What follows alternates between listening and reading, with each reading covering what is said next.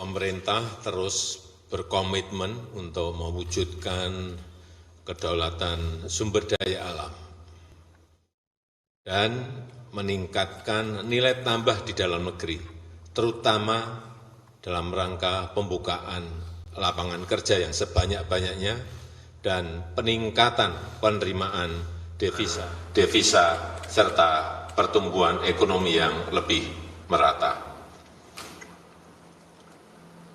Oleh karena itu, pemerintah terus berusaha untuk meningkatkan industri pengolahan sumber daya alam di dalam negeri. Ekspor bahan mentah akan terus dikurangi, hilirisasi industri berbasis sumber daya alam di dalam negeri akan terus ditingkatkan. Pada 1 Januari 2020 kita telah memulai pelarangan ekspor biji nikel.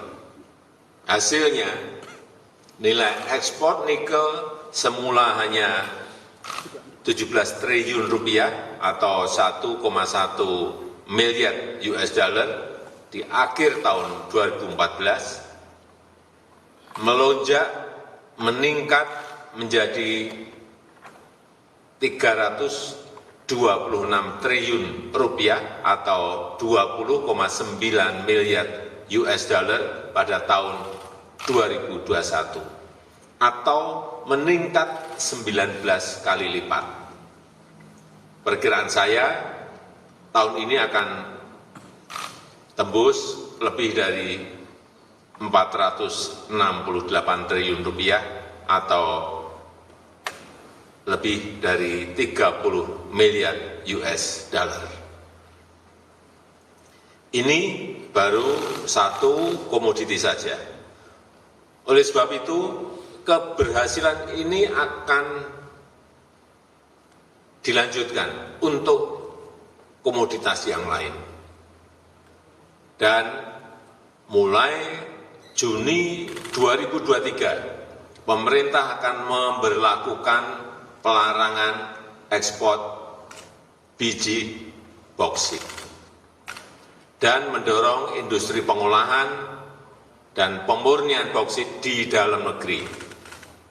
Saya ulangi, mulai Juni 2023, pemerintah akan memberlakukan pelarangan ekspor biji boksit dan mendorong industri pengolahan dan pemurnian boksit di dalam negeri. Dari industrialisasi boksit di dalam negeri ini, kita perkirakan pendapatan negara akan meningkat dari 21 triliun rupiah menjadi sekitar kurang lebih 62 triliun rupiah.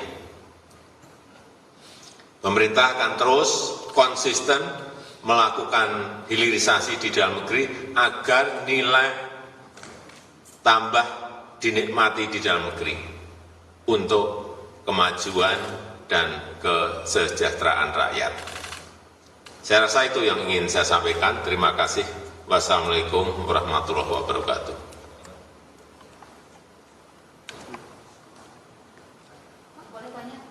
Baru saja Presiden Joko Widodo memberikan penjelasan terkait dengan outlook perekonomian Indonesia ke tahun 2023, di mana pemerintah berkomitmen untuk terus meningkatkan industri pengolahan sumber daya alam dalam negeri. Karena salah satu contohnya yang sudah berhasil dianggapnya adalah komoditi nikel. Larangan ekspor saat itu di 2014 nilainya melonjak 19 kali lipat dengan hasil 3,26 triliun rupiah di 2021. Karenanya mulai Juni 2023 pemerintah akan berlakukan larangan ekspor biji bauksit dan juga mendorong industri pengolahan biji bauksit dalam negeri. Pertama, kesiapan industri di dalam negeri ini sudah ada 4 fasilitas pemurnian bauksit yang existing dengan kapasitas alumina sebesar 4,3 juta ton. Selain itu, pemurnian bauksit dalam tahap pembangunan itu kapasitas inputnya adalah 27,41 juta ton dan kapasitas produksinya 4,98 juta ton atau mendekati 5 juta ton.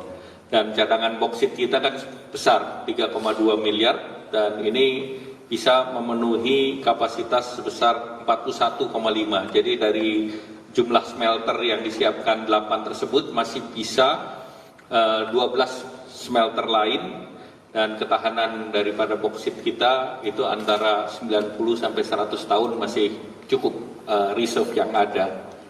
Dan kemudian yang terkait dengan produknya, tentu sesudah dari boksit dia akan masuk ke alumina, dari alumina akan masuk ke aluminium atau pemurnian aluminium ingot. Dari situ akan turun ke turunannya dalam bentuk batangan atau dalam bentuk flat. Nah, tentu nanti akan turun lagi ke industri yang sekarang sudah punya ekosistem, yaitu industri permesinan, industri konstruksi. Nah, kemudian terkait dengan gugatan WTO, karena ini baru diumumkan, belum ada gugatan, yang nggak perlu kita bahas dulu. Kita lihat sesuai dengan apa yang berkembang di di dunia. Kemudian terkait dengan kasus nikel, tentu kita ada mekanismenya sesuai dengan mekanisme WTO juga. Ya, karena diperkenankan banding, ya kita banding saja. Kemudian yang komoditas lain nanti menunggu arahan Bapak Presiden, karena Bapak Presiden mengatakan nanti sesuai dengan rapat dengan itu setiap tahun nanti kita lihat komoditas lainnya. Ya, demikian, terima kasih. Untuk komoditas lain semuanya dikalkulasi, dihitung mengenai kesiapan industrinya. Begitu industrinya setengah siap, nggak usah harus siap, setengah siap langsung kita hentikan. Kita paksa untuk segera industrinya diselesaikan, sehingga dari kasus perjalanan nikel ini kita banyak sekali belajar.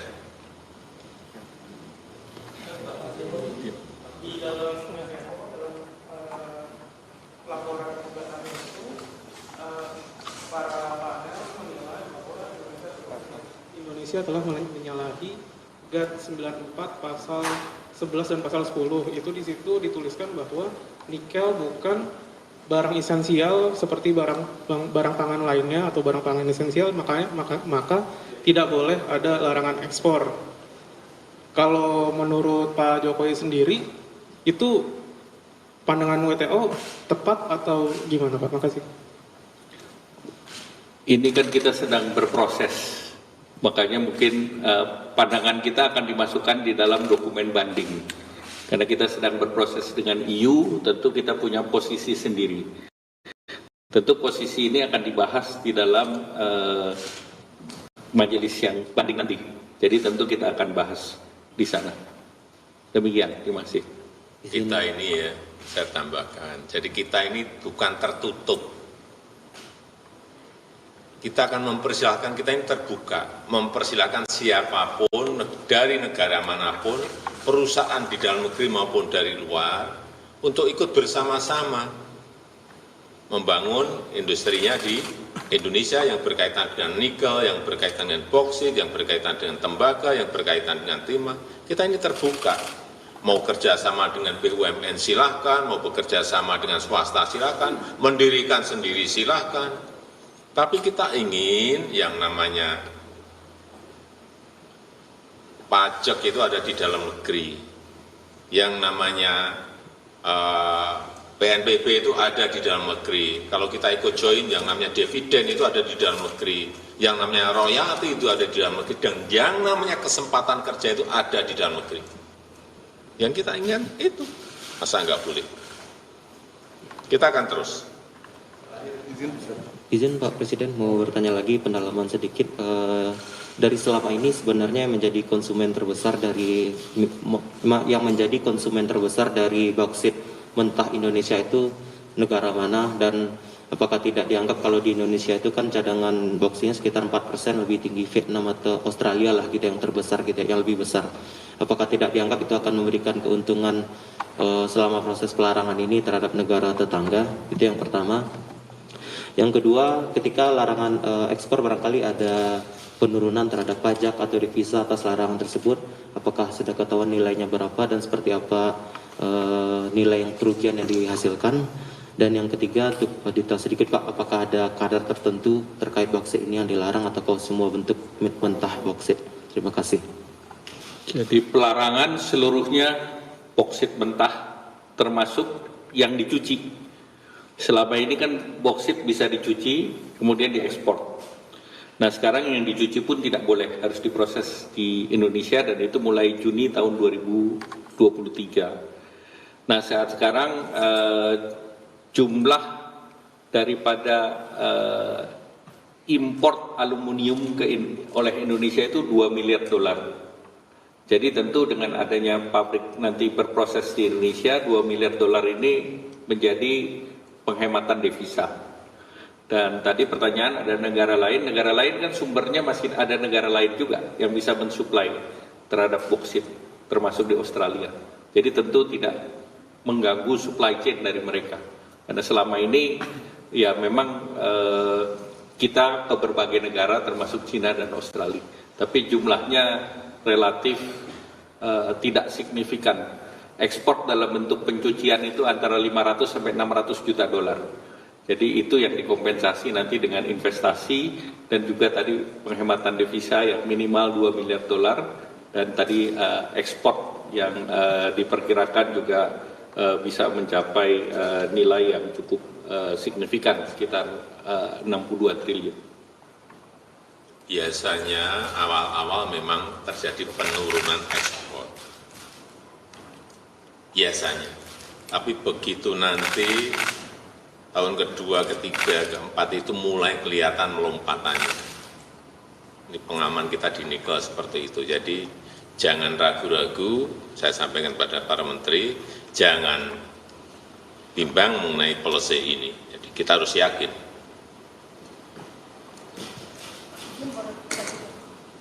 Ya, terakhir. Tadi kan Bapak dalam Economic Outlook mengatakan bahwa kemungkinan akhir tahun ini akan menghentikan PPKM. Kira-kira evaluasi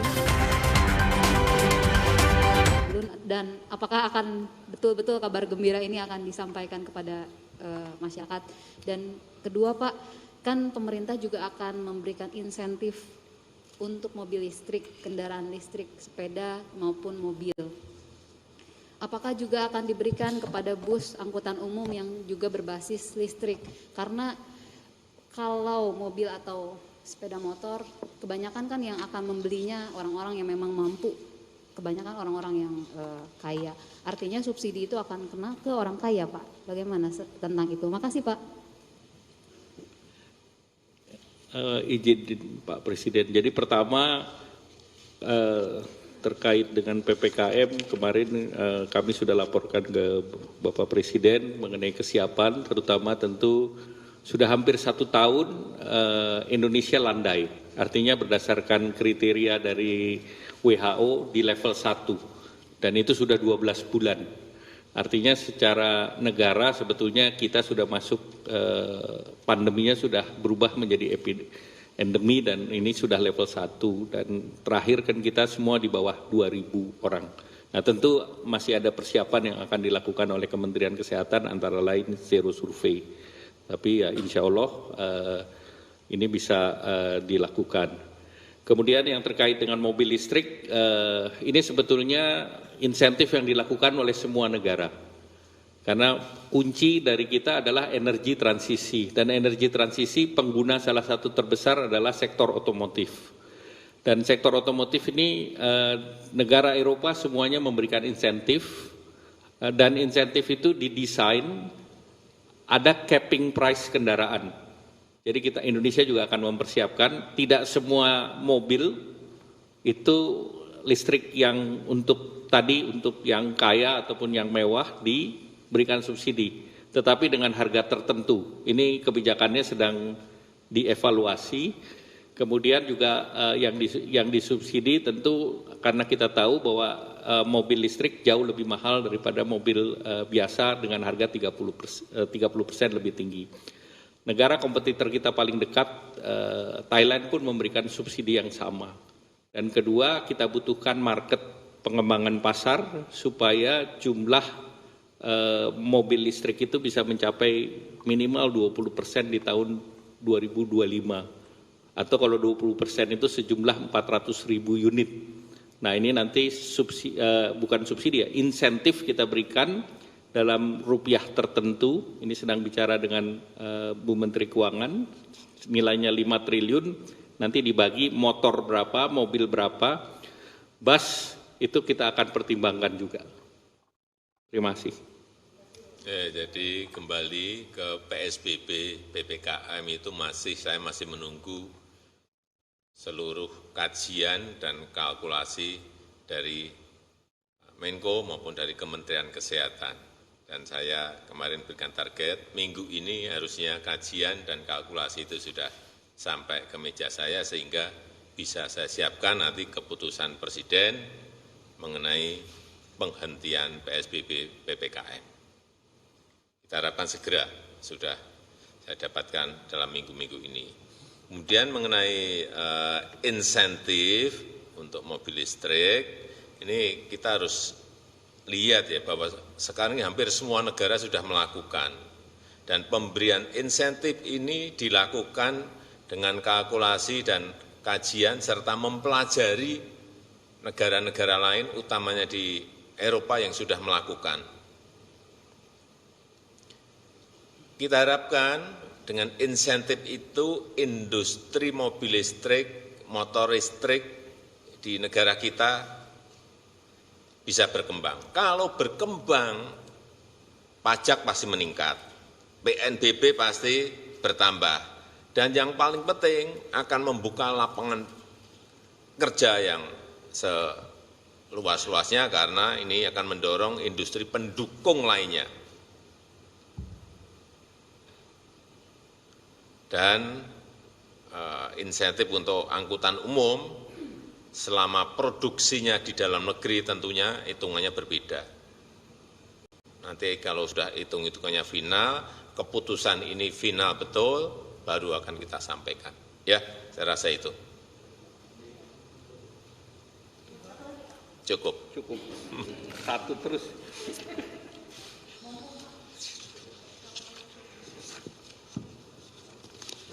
Sudah banyak.